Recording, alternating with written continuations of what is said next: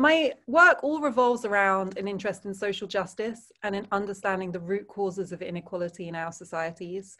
I have been on a personal journey as a Black British woman with mixed heritage, including German Jewish heritage and a family from Ghana, of understanding my own personal journey and how our legacies of empire, of race, and of class affect us all in contemporary society. So all my work is interested in questions of equality, identity, race, and narratives of history and belonging.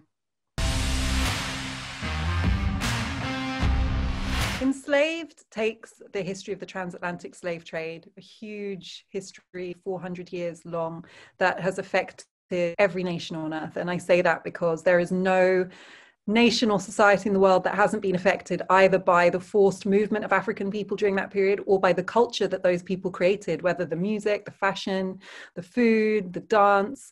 And this really profound event in human history is something that I think is often told in quite an abstract way.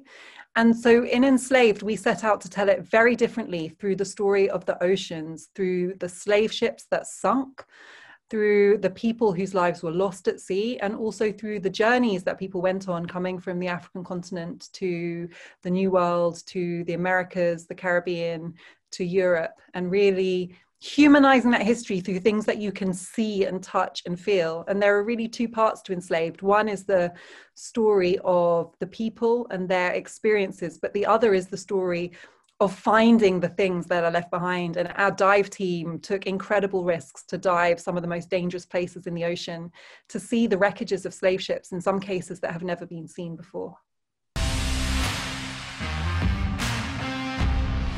This documentary is different from others in this area for a number of reasons. First, it is the most comprehensive documentary series ever made about the transatlantic slave trade, filmed on 4 continents, spanning the entire history of 400 years. And that has never been done on such an ambitious scale with such a large budget. And it really is a high quality, huge, epic vision of this history through beautiful scenery, interviews, places that have really not been shown that way before. But it really is also an adventure because our team of divers went on this mission to see things that are very difficult to find. And so when you watch this, you learn the history, but you also follow people who are on this journey to uncover things. And some of our divers have a very personal connection to the story because they're descendants of the enslaved. So we all brought our own backstory to this and located ourselves in the experience. And I suppose the most unique thing about this is that Samuel L. Jackson, who co-presents the series, really went on a personal journey as well. And he set out to trace his own ancestry back to the African continent. And he really gave very personally of his feelings about trying to reconnect that lost part of his past, which is representative of what so many people whose lives were affected by slavery have been through. I often feel that the history of the transatlantic slave trade is presented in quite an abstract way, and it's one of the most documented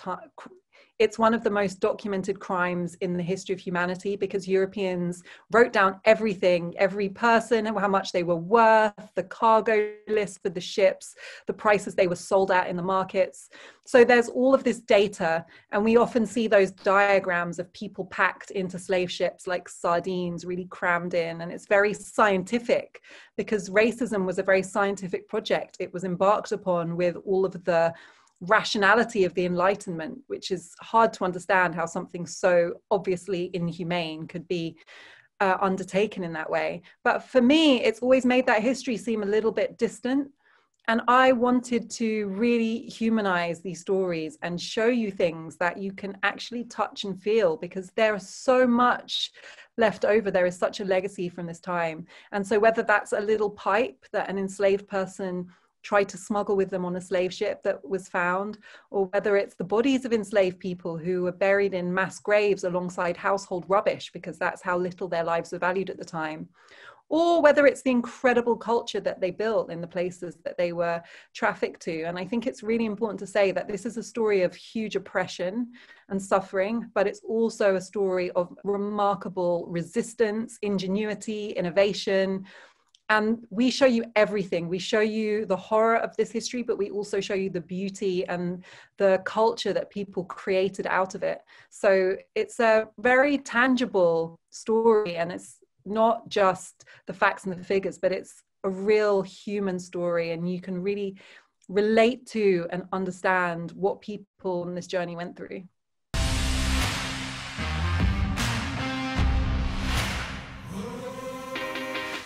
Well, the transatlantic slave trade required a justification, because turning human beings into chattels, objects, as they were regarded by people who traded in slaves, was such an audacious thing to do. And to do that, Europeans invented the idea of racism and race.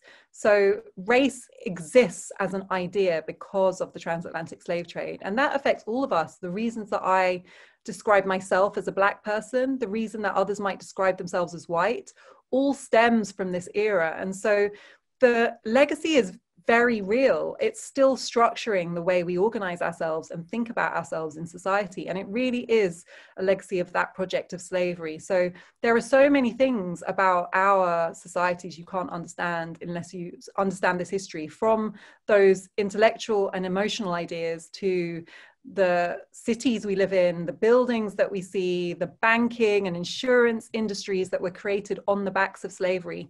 Whatever part of society you look at, it has its roots in the transatlantic slave trade. And I think that's been very deliberately forgotten because it's an uncomfortable history. And I feel as if this is now one of the taboos that really is not sustainable in the future. And so through this series, we really seek to bring people's attention to the ways in which this history is hidden in plain sight all around us. And the more we understand it, the more we can make sure we change it in the future. But I really believe you can't change something until you understand it, where it comes from and how it affects you today.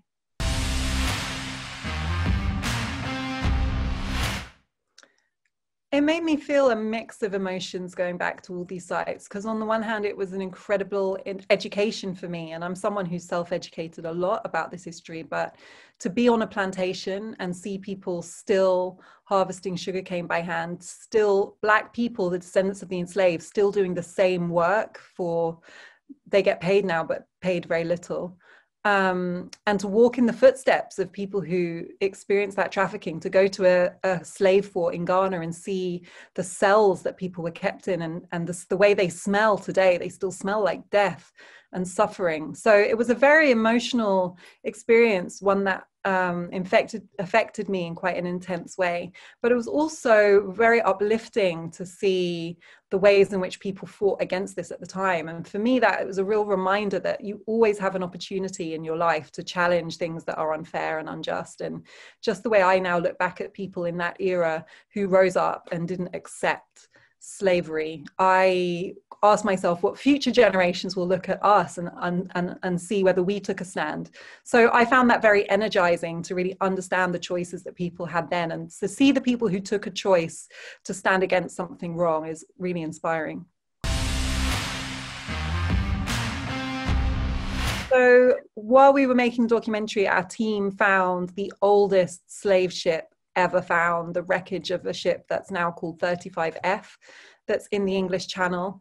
And it is something that historians and marine archaeologists have suspected is there, but nobody has actually caught sight of it until now. So to film that was a real achievement.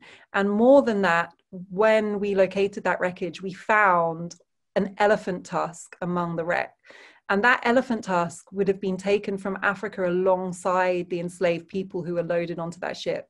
And that one tusk was worth the life of several Africans, because they were valued as less than ivory. And so for our divers to hold this tusk and realize that this was something that would have been captured alongside their ancestors, traded for more than the lives of their ancestors, was an incredibly emotional experience. And you really get to follow that journey and find that discovery with us. And it's one of the things that we hope to find, but there was no certainty as to whether we would. So it's a real testament to our team that we were able to locate and show you that wreck. Well, Samuel L. Jackson was already on board when I was asked to be part of this series, and I thought it was really impressive that he, as we know, he's very busy. He's constantly making huge budget Hollywood movies, and he wanted to be part of this because he believed in the idea of telling this story in a really high quality way. And I also thought it was a really rare opportunity. And as a storyteller who often works to humanize this history, I felt this was such a unique opportunity because we're actually finding things you can see and understand. So I hadn't met him before we started working on this, but I absolutely loved working with him. He was so much fun to work with, and he really gave personally in this series. He really went into his own inner world and his hinterland and his ancestry, and it was just really impressive to see and be part of. And it was a different journey because I was on it with him, and that's something that I'll always value. I wish I'd known more about this when I was growing up because it's affected my life in many ways. Part of my family come from Ghana, from the area where the slave fort that you see in the series is. And I also discovered that my 6th great-grandfather was a Dutch slave trader who lived there. So while I'm descended from Africans, some of whom may have been captured and sold into slavery, I'm also descended from a slave trader. And I think that's quite representative of the experiences of many Black people, that because of the ways in which people involved in the slave trade behaved and conducted themselves, they had children with local women, often not consensually. So it's part of all of our story. And that was also quite intense to discover and try to make sense of.